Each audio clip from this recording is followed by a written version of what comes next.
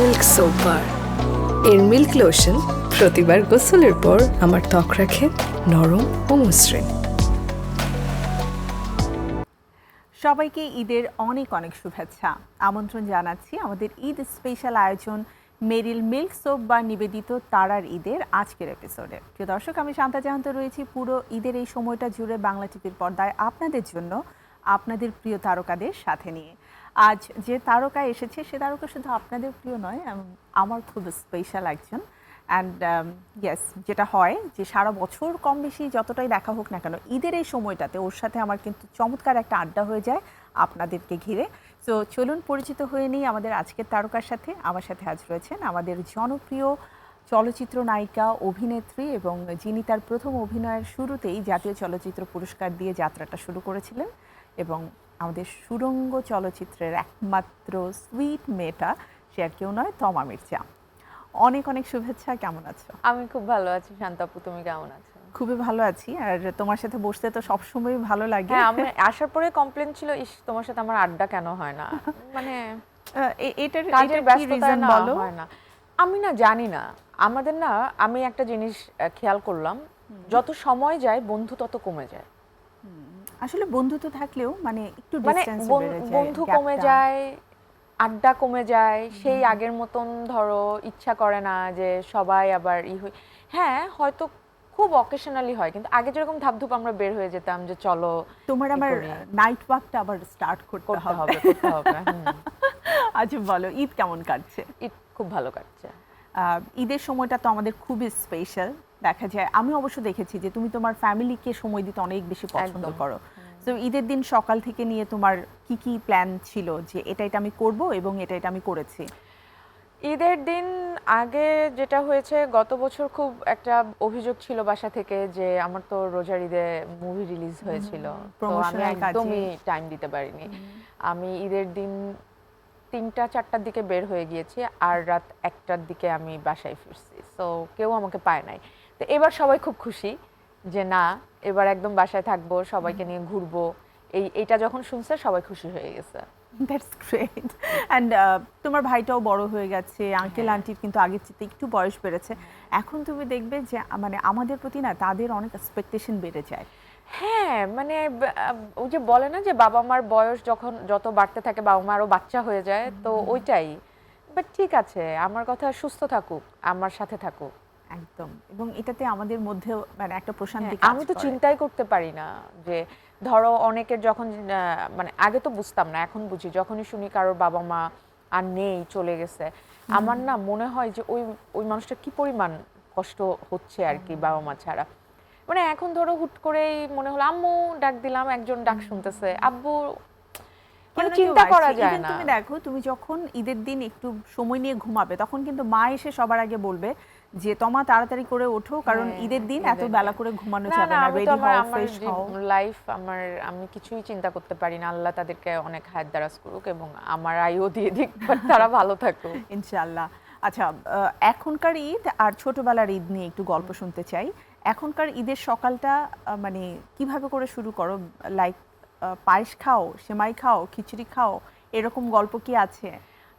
ছোটবেলার ঈদে যেটা হতো, নিজে থেকে ঘুম থেকে উঠতাম যে ঈদ আজকে, মানে সকালবেলা উঠে গোসল করে আগে নতুন কাপড় পরতে হবে, ফ্রেন্ডদের সাথে দেখা করতে হবে। মানে ফ্রেন্ড বাদ দাও, গোসল করে নতুন কাপড়টা পরতে হবে যেটা এখনো পরা হয় নাই।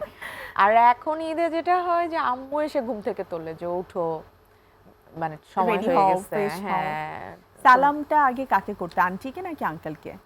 না, আগে আম্মুকে করা হয়, তারপর আব্বুকে করা হয়। সালামি কে বেশি দেয়, আঙ্কেল নাকি আন্টি? তাদের অনুপাতে তো অনেক বেশি দেয়, ধরো 300, 400, 500 টাকা তো অনেক টাকা। হ্যাঁ, মানে কে বেশি দেয়, আঙ্কেল নাকি আন্টি? আম্মু বেশি দেয়। আম্মু আদরের মেয়ে তো। আম্মু বেশি দেয় এবং আম্মু ঈদের জন্য ধরো ড্রেসও গিফট করে এখনো। আম্মুর ইনভেস্টমেন্ট বেশি। বাবা আসলে কনফিউজ থাকে যে মেয়েকে কোনটা দিবে, বাবা হলো ছেলে পাগল। ও মানে তুর্যকে অনেক বেশি আদর করে, অনেক। তুর্যর জন্য সালামি তার আগের থেকে বেশি করে রাখা থাকে। এটা একটু উল্টো হয়ে গেল না, যে আমরা তো সবসময় দেখি বাবা হচ্ছে মেয়েকে বেশি ভালোবাসে। আমার যেটা হয়েছে ছোটবেলায় আমার কাছে মনে হচ্ছে যে আব্বুর আর আমার অ্যাটাচমেন্টটা বেশি ছিল। এরপরে তো বাবুর সাথে তো আমার অনেক গ্যাপ, প্রায় 10-11 বছরের। তো ও আমাদের সবার আসলে বেশি বেশি আদরের।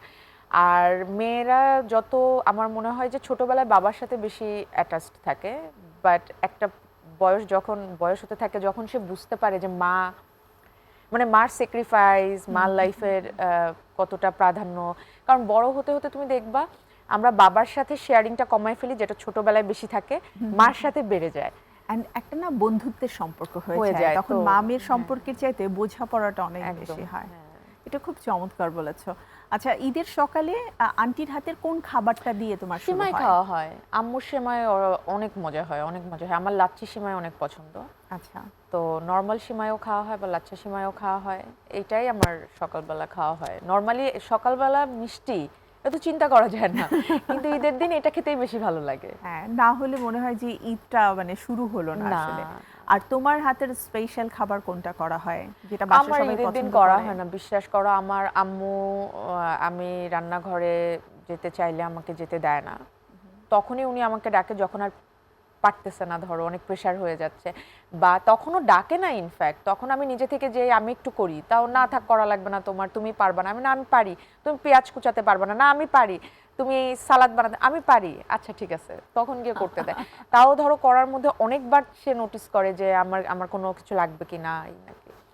তো আনন্দে আছি, বুঝছো, মানে মা আছে তো জীবনে, বাবা আছে তো জীবনে। ইউ আর লাইক মানে ট্রিটেড লাইক আ প্রিন্সেস অলওয়েজ। আমার মনে হয় মা বাবার সংসারে যতদিন মেয়েরা থাকে ওরা ট্রিটেড লাইক প্রিন্সেস হিসেবেই থাকে। খুব খুব এটা লাকি ওনার হলে উপর একটা তখন blessing। শ্বশুর বাড়ি ধরো ওরকম শ্বশুর শাশুড়ি পায়। প্রথম ঈদটা শ্বশুর বাড়িতে খুব ভালো যায়। না, ওটা খুব লাকি হতে হয়, তখনই গিয়ে মানে শ্বশুর শাশুড়ি ওইরকম মা বাবার মতন আদর করে। এবং প্রত্যেকটা মেয়ে আমার মনে হয় বিয়ের আগে ধরো মা বাবাকে না যত ভালোবাসে, বিয়ের পরে ভালোবাসা বাড়ে।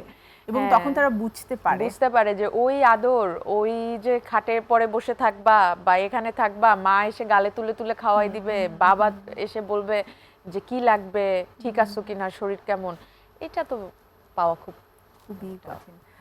আচ্ছা, আমাকে একটু বলো যে তোমার কি কখনো এমন হয়েছে যে শুটিং এর কারণে ঈদ মিস করেছো বা দেশের বাইরে ছিলে? আমার একটা ঈদ দেশের বাইরে করা হয়েছে, আমেরিকাতে। এবং আমার কাছে মনে হয় আমার দেশের ঈদ বেস্ট।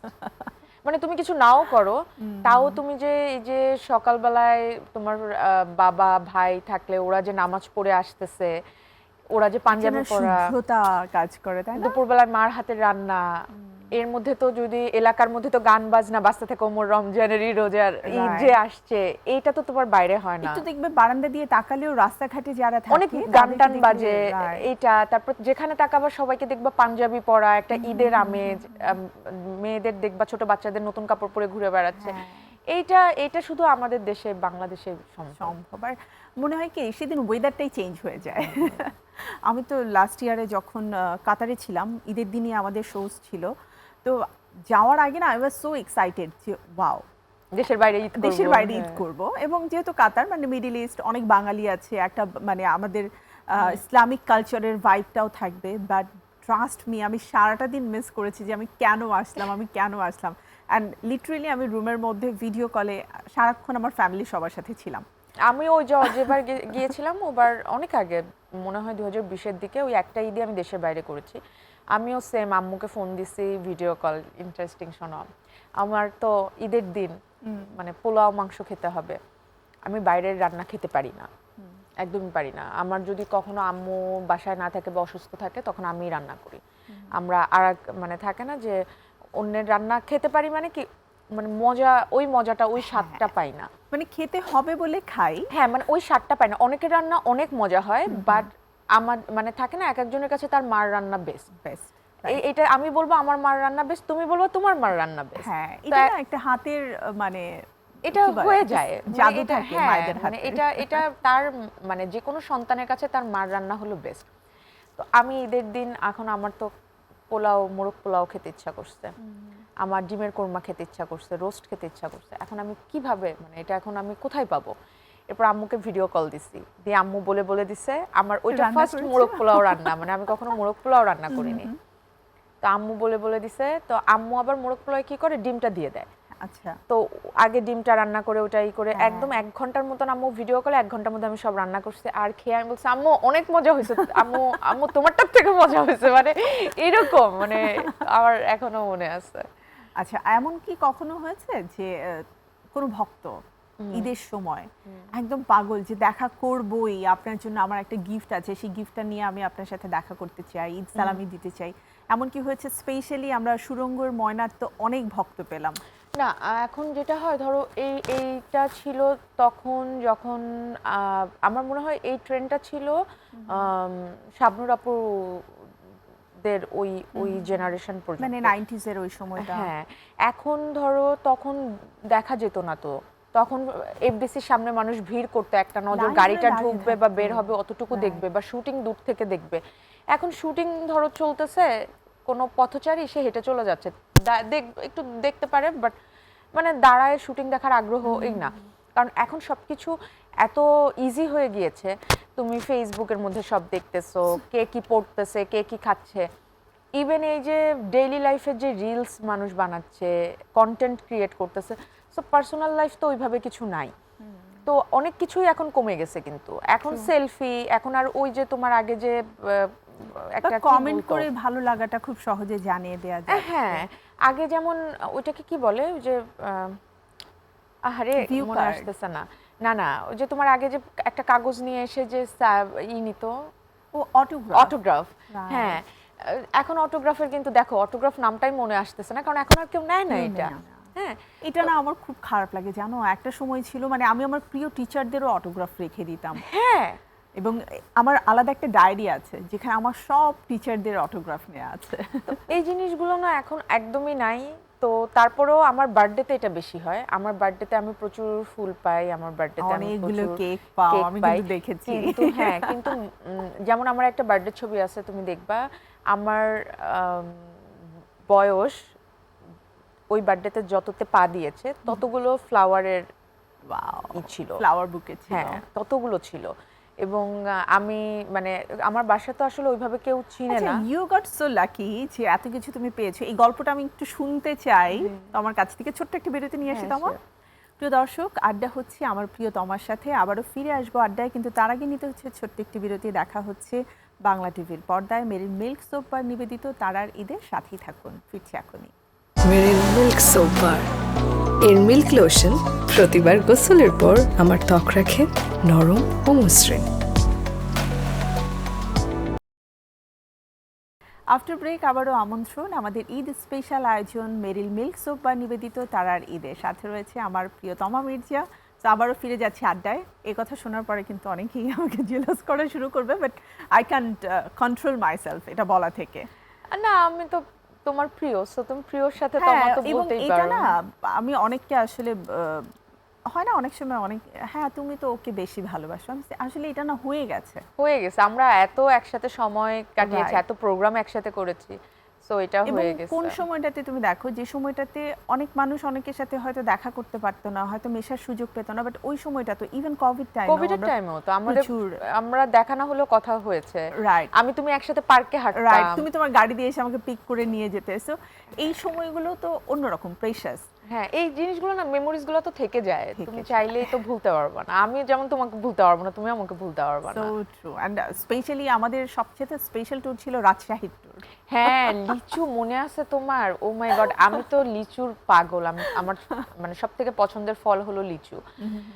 তো আমি তো ভ্যানের পরে লিচু থাকতো, কত লিচু খাইছি আমি, তুমি চিন্তা করো। আমি এক বসাতে বলবো না কত খেতে পারি, আমি অনেক লিচু খেতে পারি, বসে থেকে খেতেই থাকি যতক্ষণ না আমার মনে হয় যে না মানে এই পর্যন্ত লিচু চলে এসছে, ততক্ষণ খেতে থাকি। এবার বলো যে এতগুলো ফ্লাওয়ার বুকে কে গিফট করেছিল? এই স্পেশাল পারসনটা আমরা জানতে চাই। না না, তখন কি কোনো স্পেশাল কেউ গিফট করেছে?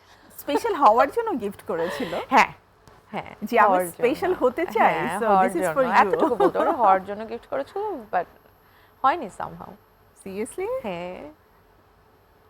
চোখের দিকে তাকিয়ে বলছো? হ্যাঁ, ওটার হয়নি যে এতগুলো ফুল পাঠিয়েছিল। ও সো স্যাড। হ্যাঁ, এখন ফুল দিলেই ভালোবাসা দিয়ে দিয়ে দেওয়া হবে এটা তো বলা হয়নি, এটা তো সম্ভব বেচারার জন্য না। আমার এখন মন খারাপ হচ্ছে। তারপরে একবার এরকমও হয়েছে, আমি প্রায় মানে আমি জানি না, অনেক গিফট গিফট বাসার মধ্যে এসছে। নর্মালি তো আমার বাসার অ্যাড্রেস ওইভাবে কেউ জানে না, তারপরে কিভাবে কিভাবে নাম লেখা ছিল না, অনেকগুলো কেক এসেছিল আমার বাসায়, অনেকগুলো তোমার টেডি বেয়ার আসছিল, তো এরকম আসে, এরকম আসে। এবং আমি না তখন অনেককে ফোন করি, তুমি পাঠাইছো, তুমি পাঠাইছো, আমি জানিও না কে পাঠাইছে, আমি জানিও না, স্টিল আমি জানি না। তোমাকে রিসেন্টলি নতুন বাসায় শিফট করেছো?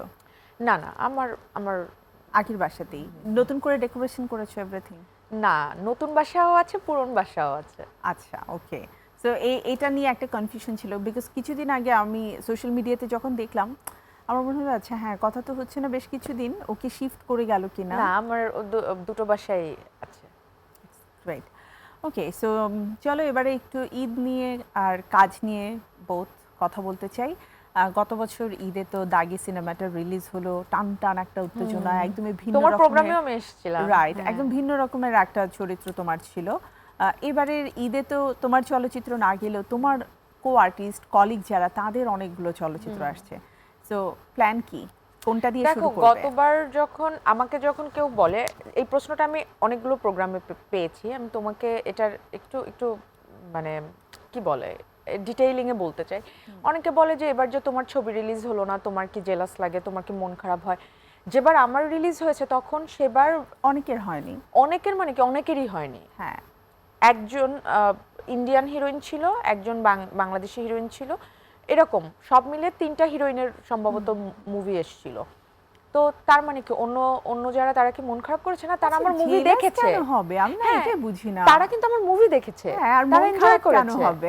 তো এবার আমার হয়নি, আমি এবার তাদেরকে করব, চিয়ার আপ করব যে হ্যাঁ তোমাদের এবার movie কিন্তু তোমার আসতেছে। দেখার সুযোগ বেশি আছে। হ্যাঁ, আমার মুভি রিলিজ হলে আমি কিন্তু অন্য মুভিগুলো ওভাবে দেখতে পারি না। দেখা যায় আমি যখন টাইম হয় আমার ঈদের 6-7 দিন পরে, তখন দেখা যায় অলরেডি ছোট ছোট ক্লিপ বের হয়ে যাচ্ছে, আমি গল্প বুঝে ফেলতেছি, এর মধ্যে মানুষের রিভিউ চলে আসতেছে, এটা বেশি ভালো, এটা দেখো, ওইটা দেখো না, ওইটা বেশি ভালো হয়নি। তো আমি তো ওই এক্সপিরিয়েন্সটা মানুষের থেকে নিতে চাই না। এবার আমি এই যে মুভি দেখা শুরু করে দিয়েছি, আমি নিজেই পছন্দ করে করে দেখছি, আমি নিজেই অভিনয় দেখে মানে থাকে না যে সারপ্রাইজড হচ্ছে যে এত ভালো ভালো অভিনয় এক একটা অভিনেতা অভিনেত্রী করেছে। তো এটা তো খুবই আনন্দের আমার। আর এবারে ঈদে বেশ কয়েকটা চলচ্চিত্র আছে যেখানে অ্যাকচুয়ালি একদম স্পেসিফিক ক্যারেক্টার ধরে ধরে সবাই কাজ করেছে। এটা কিন্তু খুব ভালো একটা ব্যাপার, কারণ আমার মনে হয় যারা আর্টিস্ট আছে তাদের সবারই একটা কমপ্লেইন ছিল এবার অভিনয় জায়গা পেয়েছে। রাইট, যে আমরা কাজ করি কিন্তু ওভাবে করে ক্যারেক্টারটাকে আসলে মূল্যায়ন করা হয় কিনা একটা প্রশ্ন থাকে। এবারে আই থিংক সেই প্রশ্নের উত্তরগুলো পাওয়া গেছে, যে না, অনেক পরিবর্তন এসেছে। মনে হয়েছে আমার যে বিশেষ করে অভিনেত্রীরা তো ক্যারেক্টার ওরকম পায় না যেখানে তার অভিনয় দক্ষতা দেখাবে। এবার আমার মনে হয়েছে যে এবার কিন্তু ওই সুযোগটা পেয়েছে।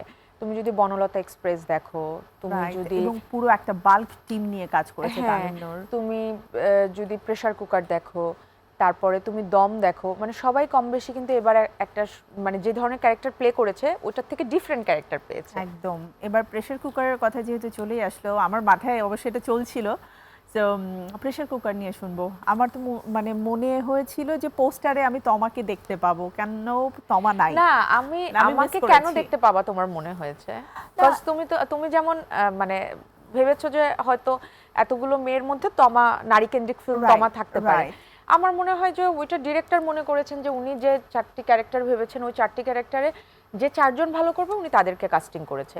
এবং আমি যখন দেখেছি আমার কাছেও ভালো লেগেছে, আমার কাছেও ডিফারেন্ট লেগেছে, প্রত্যেকটা ক্যারেক্টারকে আমার কাছে ডিফারেন্ট লেগেছে। এবং আমার মনে হয়েছে যে হ্যাঁ, এরকমই হওয়া উচিত, যাকে যে ক্যারেক্টারে ভালো লাগবে তার সেই ক্যারেক্টারে কাস্টিং হওয়া উচিত, চরিত্র অনুযায়ী। একদমই। নতুন চলচ্চিত্র নিয়ে কি তোমার প্ল্যান চলছে? হ্যাঁ, আমার নতুন মুভিতে সাইনও করা রয়েছে, প্লাস আমার অনেকগুলোতে একদমই কমিটমেন্ট করা যে আমি এই কাজগুলো করব। জাস্ট যেটা হলো যে এমনিতেই তো আমি কাজ খুব কম করি, এমনিতেই দেখা যায় যে আমার ওরকম খুব পছন্দ না হলে আমার ক্যারেক্টারটা বা আমার আগের যে চরিত্রগুলো আমি করেছি ওটার থেকে আলাদা না হলে আমি করতে চাই না। তো সেই জায়গা থেকে কাজও কম করা হয়, তার মধ্যে আবার ধরো আমাদের তো রাজনৈতিক অনেক অস্থিতিশীলতা ছিল, সেগুলো এখন আস্তে আস্তে সেটেল হচ্ছে। সবকিছু মিলিয়ে আমার বছর ভালো ভালো কিছু কাজ করা হবে। মানে শুরুটা অ্যাকচুয়ালি মানে স্টার্টিংটা একটু লেট হলো, কারণ হচ্ছে সবকিছু মিলিয়ে আই থিংক সবাই একটু চিন্তিত ছিল। আমি এসেই তোমাকে বলছিলাম যে কাজের কি অবস্থা, একটু একটু সবকিছু পিছিয়ে গিয়েছে, বাট আমার মনে হয় যে আমরা আবার সেই আগের মতন জমজমাট ইন্ডাস্ট্রিটা আবার পাবো। ডেফিনেটলি। আমাদের চলচ্চিত্র এবং ওটিটি প্ল্যাটফর্মে তো বিশাল একটা পরিবর্তন এসেছে, এবং আমার মনে হয় যে ওই পরিবর্তনের ধারার শুরুটা কিন্তু তোমার বেশ কিছু ভালো ভালো কাজ দিয়ে আমরা পেয়েছি। তো ওটিটি প্ল্যাটফর্মে কাজের প্ল্যান কি চলছে এখন? দেখো অনেক, আমি যদি 2021-22 23 পর্যন্ত বলি, 24-25-এ এসে একটু কমে গিয়েছে। তখন কিন্তু ওটিটি স্টার্টিং তো প্রচুর কাজ হয়েছে, প্রচুর ভালো ভালো কাজ হয়েছে, চ্যালেঞ্জিং কাজ হয়েছে। এরপরে গিয়ে দর্শক হলে আসা শুরু হয়েছে, মানে তোমার 22-23 থেকেই তো হলে দর্শকের আসা শুরু হয়েছে। তখন বাসায় বসে বা ফোনে দেখার থেকে দর্শক ওই যে হলে এসে দেখাটাকে, চলচ্চিত্রের একটা আলাদা একটা তৈরি হয়েছে, এটা কিন্তু চলে গিয়েছিল। অনেকে কিন্তু হলে এসে ছবি দেখতো না আগে, কিন্তু ছবির মার্কেটটা এত ছিল না, এখন কিন্তু আবার মার্কেটটা হচ্ছে। তো সেই জায়গায় আবার দেখা গিয়েছে যে ওটিটিতে আবার কাজ কমে গিয়েছে। হ্যাঁ, তো আর ওটিটিতে আমার এত ভালো ভালো কাজ, আমার জন্য এত বেশি চ্যালেঞ্জিং হয়ে গিয়েছে ওটিটিতে কাজ করা। তারপর আমি করেছি রিসেন্টলি, তো দেখা যাক। ওটিটিতেও তো কাজ করতে চাই, কারণ তুমি দেখবে আমার অ্যাক্টিং এর যে ভ্যারিয়েশন, আমার লুক, আমার এভরিথিং চেঞ্জটাই কিন্তু ওটিটি থেকে এসেছে। রাইট। সো ওইটা আমার সব থেকে মানে থাকে না যে পছন্দের যে জায়গাগুলো, অবশ্যই বড় পর্দা তো অবশ্যই পছন্দের, তারপরে যদি তুমি আমাকে বলো, আমার কাছে ওটিটিও সমানভাবে আসলে গ্রহণযোগ্যতা, ভালোবাসা পায়। আই থিংক তোমার নিজেকে নিয়ে এক্সপেরিমেন্ট করার সুযোগটা ছিল ওটিটিতে অনেক বেশি। একদমই ওটা না হলে তো ধরো আমার মনে হয় না যে এই যে আমার ডিফারেন্ট যে একটা নতুন একটা তোমাকে যে দর্শক দেখছে, এটা কখনোই আর দেখা সম্ভব হতো। আচ্ছা, তোমার কাছে কি কখনো এমন মনে হয়েছে যে জীবনে বা ক্যারিয়ারে এমন কোনো একটা ডিসিশন যেটা তুমি অ্যাকচুয়ালি তখন নিতে পারোনি, বা স্কিপ করে গেছো, বা ভুল ছিল, যদি ওই সিদ্ধান্তটা তখন সঠিক নিতে পারতে তাহলে ক্যারিয়ারটা আরো অনেক বেশি সামনের দিকে এগিয়ে যেত, ভালো হতে পারতো? ওইটা ধরো প্রথম দিকে তো এরকম হয়েছে শান্তাপু। দেখো আমি যখন কাজ স্টার্ট করেছি, আমি অনেক কিছু বুঝতাম না, ইন্ডাস্ট্রির অনেক কিছু জানতাম না, আমার অভিনয়ের কোনো দক্ষতা ছিল না। আমি একটা মফস্বলের মেয়ে, ঢাকায় এসে একদম এসেই হিরোইন হয়ে গিয়েছি। সো আমার লুক, মেকআপ, কস্টিউম অনেক কিছু ছিল যেগুলো, ক্যামেরা অ্যাঙ্গেল অনেক কিছু ছিল যেগুলো আমি বুঝতাম না। হেয়ার স্টাইল কি করব, কোন ড্রেসের সাথে কোনটা ভালো লাগবে। আমি তখন অনেক ইয়াংও ছিলাম। মেকআপটা কতটা মিনিমাল হওয়া উচিত, এখন যেমন ধরো আমাকে আমি জানি না স্ক্রিনে কেমন লাগছে, তুমি তো সামনাসামনি দেখছো। সো আমি এখন কিন্তু খুবই কম মেকআপ করি, এবং যখনই আমি দেখেছি যে কোনো অ্যাওয়ার্ড প্রোগ্রামে আমি বেশি মেকআপ করি, আমাকে খুব বিচ্ছিরি লাগে দেখতে। হ্যাঁ, আবার দেখা যায় যে স্টেজ পারফরমেন্স করি যখন, একটু তো মেকআপ করা হয়। যেমন সোহাগ স্যার তো বলেই দেয় যে তুই নাচের মেকআপ, ভারী মেকআপ করবি, তুই কি মেকআপ ছাড়া চলে আসিস। তখন যখনই ভারী মেকআপ করি আমাকে দেখতে খুব বাজে লাগে। তো তার মানে কি যে আমাদের এখানকার যে লাইটিং সিস্টেম বা আমাদের যে ক্যামেরার যে রেজুলেশন, এগুলাতে আসলে নর্মাল মেকআপই বেশি ভালো লাগে। হ্যাঁ, তো এই জিনিসগুলো তো আগে আমি বুঝতাম না। হ্যাঁ, এগুলো তো বুঝতাম না তখন না। আমার কাজগুলোর কোয়ালিটি অত ভালো ছিল না, আমি নিজেই এটা বুঝি। মানসম্মত কাজ আমার খুব কম করা হয়েছে, হয়নি সেটা না। তোমার একার বললে হবে না, সেই সময় ইন্ডাস্ট্রিতে আসলে যারা কাজ করেছে তখনকার কাজের প্যাটার্নই ডিফারেন্ট ছিল।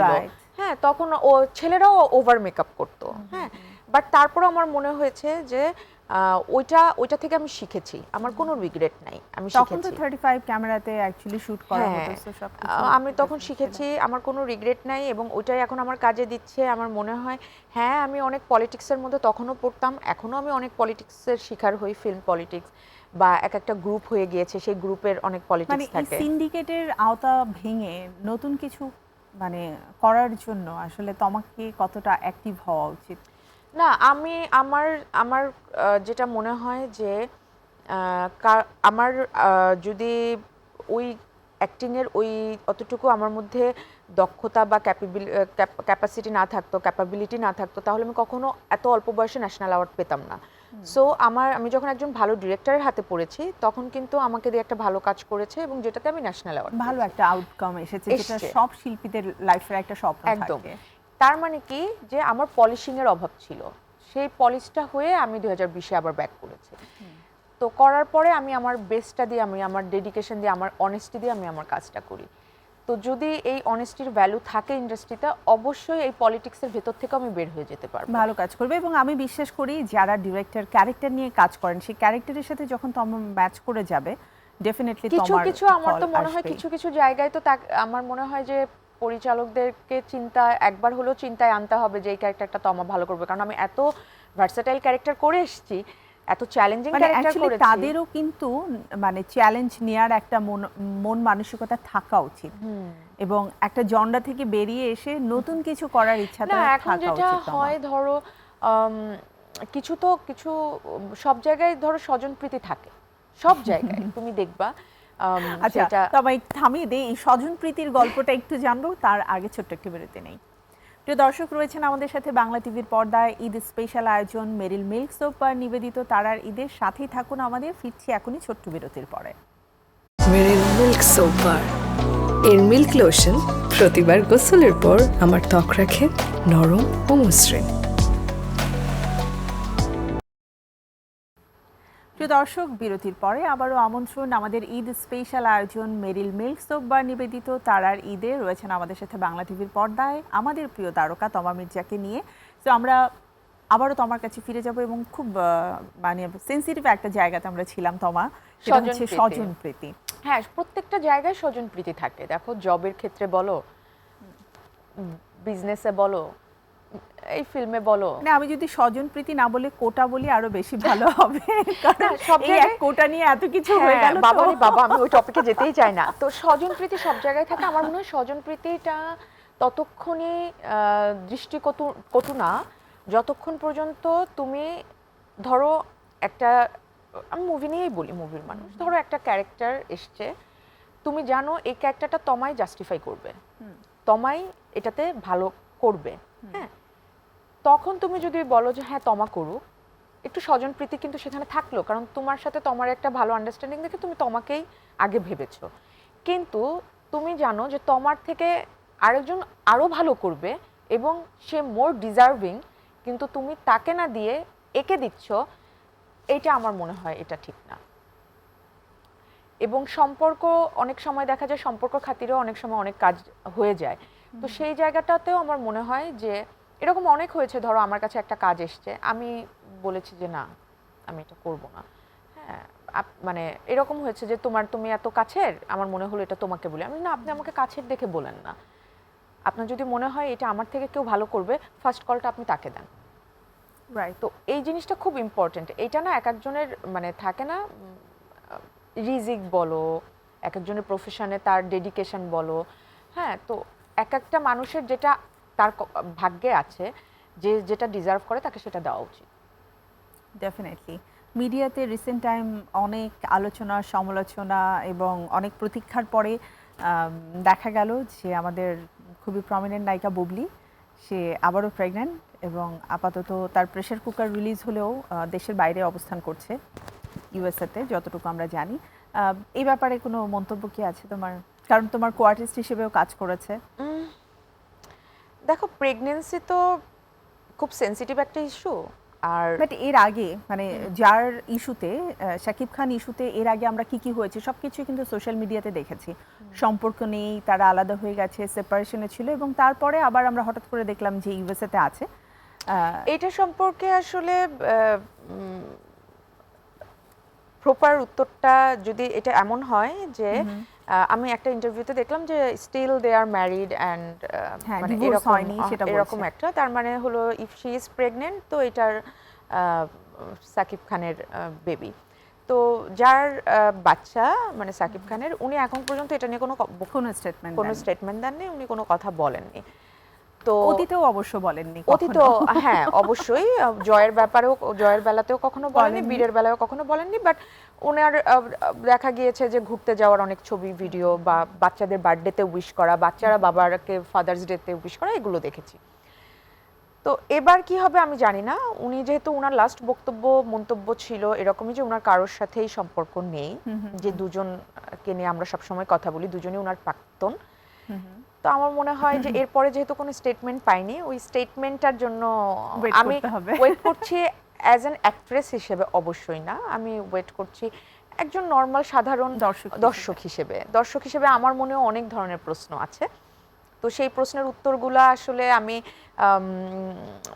একতরফা শুনতে চাই না, আমি শাকিব খান অন্য তো সাইড তোমার থেকে শুনতে co-artist চাই। ছিল, হ্যাঁ। মানে যখন কাজ করেছো তখন কি তুমি দেখেছো সে খুব চাপা স্বভাবের? সাকিব ভাই এমন একজন মানুষ, ধরো উনি একটা অনেক মানে অনেক কিছু ওনাকে নিয়ে মানুষ বলে, আমি শুধু চিন্তা করি ধরো আমাকে নিয়ে যখন নেগেটিভ 2-3টা কথা হয় আমার খুব খারাপ লাগে, কিন্তু আমার মনে হয় আমি এটা বলবো, কারণ আমি তো জানি এটা সত্য না, বা আমি তো জানি যে এটার এই উত্তর আমার কাছে প্রকৃতির মানুষ আছে। না। বাট একটা মানুষের কতটা ধৈর্য হলে সে এত কিছু তাকে নিয়ে হয়, কখনো ট্রল হচ্ছে, কখনো পজিটিভ, কখনো নেগেটিভ, একটা বাক্য নাই তার, সে কখনো কোনো স্টেটমেন্ট দেয় না। মানে আমি নিজে মাঝে মাঝে বলি যে আমাদের তার কাছ থেকে একদমই দেয় শেখা না। উচিত। কিন্তু একবার কিন্তু তিনি গিয়ে একটা কথা বলেছিলেন যে আমরা বলি বোবার কোনো শত্রু নেই, কিন্তু বোবারই শত্রু বেশি, কারণ সে কিছু বলছে না। তো আমি এবার চাইবো যে উনি কিছু বলুক। হ্যাঁ, কারণ আমরা একটা আমি এটা নিয়ে জানতে চাই। এবং আমার আরেকটা জিনিস আমার খুব মানে আমার কাছে মনে হয়, আমি জানি না, সবকিছুই যার যার ব্যক্তিগত সিদ্ধান্ত। ইন্ডাস্ট্রিতে আমি দেখেছি যখন এরকম কোনো কেউ তার ফ্যামিলিতে নতুন সদস্য আসে, সে খুব সুন্দর করে এটা জানায়। বিশেষ করে তুমি যদি বাইরের দেশে দেখো, বাইরের কান্ট্রিতে যখনই কোনো এরকম আলিয়া ভাট যখন বাচ্চা হয়েছে, দুজনেই কিন্তু ছবি পোস্ট দিয়েছে, কখনো তারা ছোট বাচ্চার পায়ের ছবি বা একটা নেম প্লেটের মতন একটা করে দেয়। এটা কিন্তু বিদেশে প্রচুর হয়। বাংলাদেশেই আমি জানি না কেন এত লুকোচুরি হয়। মানে বিয়ে এবং সন্তান এই ব্যাপারগুলোকে বাংলাদেশে মানে বাচ্চা হওয়ারও প্রায় 2-3 বছর পরে গিয়ে কেন জানতে হয়, এবং সেই জানাটাও যে খুব সুন্দরভাবে হয় সেটা না, সেই জানাটাও দেখা যায় অনেক কন্ট্রোভার্সি থাকে। তো আমার কাছে মনে হয় যে না, এটা ঠিক না। আমার মনে হয় একটা বাচ্চা পৃথিবীতে আসতেছে, এইটা খুব আনন্দের, এটা ওই বাচ্চাটার হক যে সে যে আসছে, তার বা প্যারেন্টস যদি আসলে এরকম পাবলিক ফিগার হয় এবং এটা নিয়ে যদি অনেক কন্ট্রোভার্সি শুরু হয় যে হ্যাঁ উনি কি প্রেগনেন্ট, না উনি তো প্রেগনেন্ট না, হ্যাঁ বাচ্চাটার বাবা সাকিব খান তো আবার এই মন্তব্য করলেন, এই যে একটা এইটা না, ওই বাচ্চাটা ডিজার্ভ করে না। তো আমার মনে হয় যে যেটাই হোক সেটা দুই পক্ষ থেকে আসলে আমার মনে হয় ভালো। এক পক্ষ থেকে এসছে, কনগ্রাচুলেশন, তাকে অভিনন্দন জানাই। আমি আই এম সো এক্সাইটেড এবং আমি দেখতে চাই খুব শীঘ্রই একটা ফুটফুটে বাচ্চা। বাট আমি চাই বোথ সাইড থেকে আসলে যে সব প্রশ্ন উঠছে এটা হয়তো বন্ধ হবে। বাট তুমি যাকে কংগ্রাচুলেশন করলে তার যে বিরোধী দল বলবো লাইক না, বিরোধী দল কিছু না, তুমি তো অপু বিশ্বাসের কথা বলছো। রাইট, আমি অপুর কথা বলছি যে তার সাথে তো তোমার খুবই ভালো সম্পর্ক। না, অপুদের সাথে আমার ভালো সম্পর্ক এখনো আছে, আজীবন থাকবেন। কারণ আমার ইন্ডাস্ট্রিতে দেখা কিছু ভালো মানুষের মধ্যে তাকে নিয়ে অনেক ধরনের মন্তব্য, অনেক ধরনের বিবাদ, অনেক ধরনের কথা চিন্তা ভাবনা মানুষের থাকতে পারে, কিন্তু আমি তাকে অনেক কাছ থেকে দেখেছি। বিশেষ করে গত কয়েক বছরে একজন নারী হিসেবে আমি একজন নারীকে দেখেছি, খুব কাছ থেকে দেখেছি। অনেক আমাদের একসাথে অনেক কাজ করা হয়েছে, ট্যুর করা হয়েছে। দেখো, একটা মানুষকে নিয়ে দ্বিমত থাকতে পারে, তার কথাবার্তা নিয়ে অনেকের অনেক ধরনের দ্বিমত থাকতে পারে, কারো পছন্দ নাও হতে পারে, সামটাইমস হয়তো আমারও না হতে পারে, কিন্তু আমি দিন শেষে আমি একজন নারী। আমি একজন নারীকে যখন কাছ থেকে দেখেছি, তার সাফারিং দেখেছি, তার স্ট্রাগলিং দেখেছি, তার যুদ্ধটা দেখেছি, তার আমি হেরে যাওয়া বলবো না, তার ভালোবাসার মানুষটা সাথে তার যে টানাপোড়েন সেটা দেখেছি, তার সুন্দর সংসারটা ভেঙে যেতে দেখেছি। একটা সময় ছিল, কিন্তু এগুলো আমি খুব কাছ থেকে দেখেছি। অনেক কিছু আমরা আসলে কাছ থেকে দেখি যেটা আমরা বাইরে বলতে পারি না। যেমন এখন অনেক কথা আমার বলতে ইচ্ছা হয়েছিল, আমি বলতে পারিনি। হ্যাঁ, আমরা পারি না বলতে, একটা সম্মানের জায়গা থেকে বা আমাদের ইন্ডাস্ট্রির একটা মানে সদস্য হিসেবে আমরা অনেক কথা বলতে পারি না, ডেফিনেটলি আমরা অনেক কিছু বলতে পারি না। কিন্তু আমি তাকে অনেক কাছ থেকে দেখেছি গত কয়েক বছরে। সে জায়গা থেকে আমি বলবো তার মতো অসাধারণ মা, তার মতন এরকম নারী খুব আমাদের দায়িত্বশীল একজন খুব কম আছে, যার সহ্য ক্ষমতা এত। বাবা, আমার মনে হয় গন্ডারের চামড়া। এবং আমার কাছে যেটা মনে হয়েছে যে ওর লাইফের সবচেয়ে কঠিন সময়টাকে এত সুন্দরভাবে ওভারকাম করে আবার তার সাথে কথা বললে সামনাসামনি, সেটা তুমি কখনো বুঝতে পারবে না যে সে কি ভালো আছে, মানে তার কি খারাপ লাগছে কোনো কিছু, সে কি কষ্ট পাচ্ছে, বুঝতে দেয় না, একদমই না। সো আমরা একেবারেই শেষের দিকে রয়েছি, চলো এবারে একটু নিজেদের কথা বলি, আবারও জানবো তোমার সম্পর্কে। প্রথম কোয়েশ্চেন এবারে জানবো তোমার সম্পর্কে। প্রথম question, true and false. So দেখি হ্যাঁ অথবা নায়ের মধ্যে দিয়ে উত্তর তুমি কি দাও। রায়হান রাফির সাথে এখনো তোমার সম্পর্ক আছে? মানে কি বলবো, ট্রু না ফলস বলবো? মানে ট্রু অর ফলস, হ্যাঁ বা নাও বলতে পারো। আচ্ছা, না। আচ্ছা, বন্ধুত্বের সম্পর্কটাও কি শেষ? আছে, বাট আগের মতো ওভাবে এখন আর কথা বা দেখা হয় না। ওকে, তোমার শুটিংয়ে যখন তুমি কাজ করো তখন কি এমন হয় যে একটু আগে মাত্র ডায়লগটা তুমি মানে কি বলবো এটাকে মুখস্থ করলে, বাট ডায়লগটা দেওয়ার সময় তুমি ভুলে গেছো? অনেকবার হয়েছে। তার মানে true or false? Sorry true false কি ছিল জানো? আচ্ছা দেখে নি এরকম। হ্যাঁ মানে হ্যাঁ ভুলে গেছো, রাইট? ভুলে গেছি, হ্যাঁ। ক্যামেরার সামনে দাঁড়িয়ে যখন কান্নার দৃশ্য হয় তখন কি চোখে গ্লিসারিন দিতে হয় নাকি নিজের জীবনের দুঃখ মনে করে কান্না করতে পারো?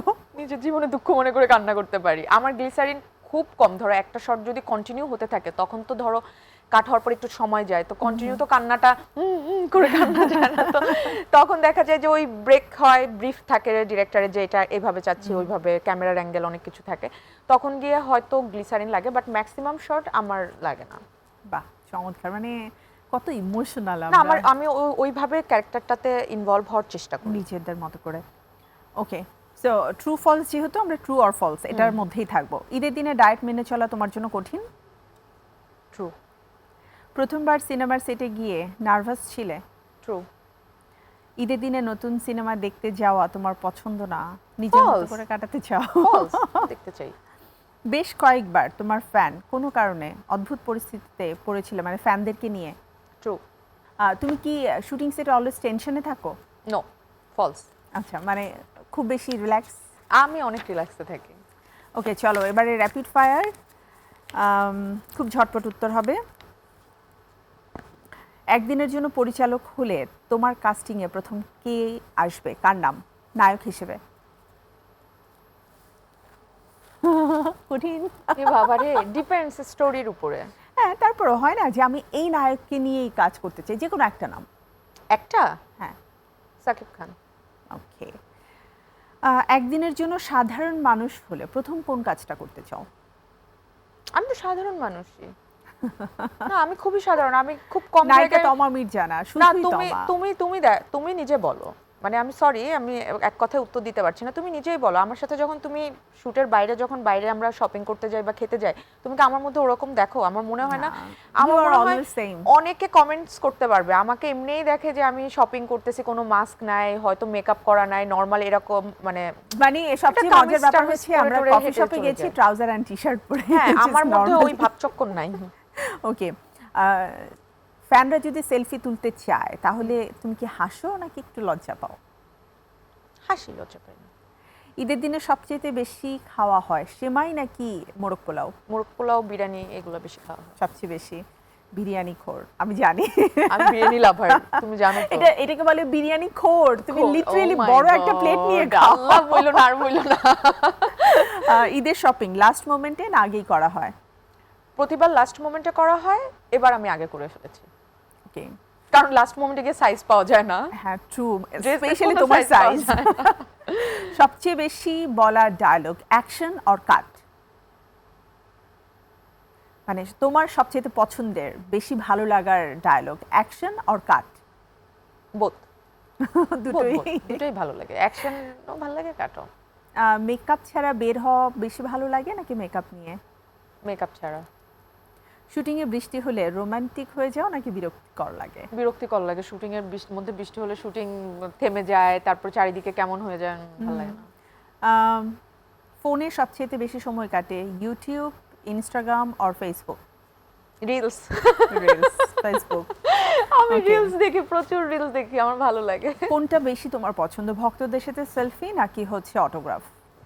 আমার অটোগ্রাফ অনেক পছন্দ, কিন্তু সেটা এখন আর হয় না, সো সেলফি তুলতে হয়। শুটিং এর ফাঁকে ঘুম নাকি আড্ডা? আড্ডা। একদিনের জন্য যদি সুপার পাওয়ার পাও তাহলে কোন পাওয়ারটা তুমি তোমার নিজের মধ্যে চাও? আমি খাবো কিন্তু শুকাবো, মোটা হব না। আমি অনেক খাবো কিন্তু আমি মোটা হব না। মন ভরে খাবো না? হ্যাঁ, আমার যা ইচ্ছা আমি তাই খাবো, সারাদিন মিষ্টি খাবো কিন্তু মোটা হব না।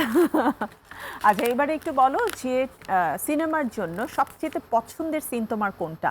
Action or like romantic scene?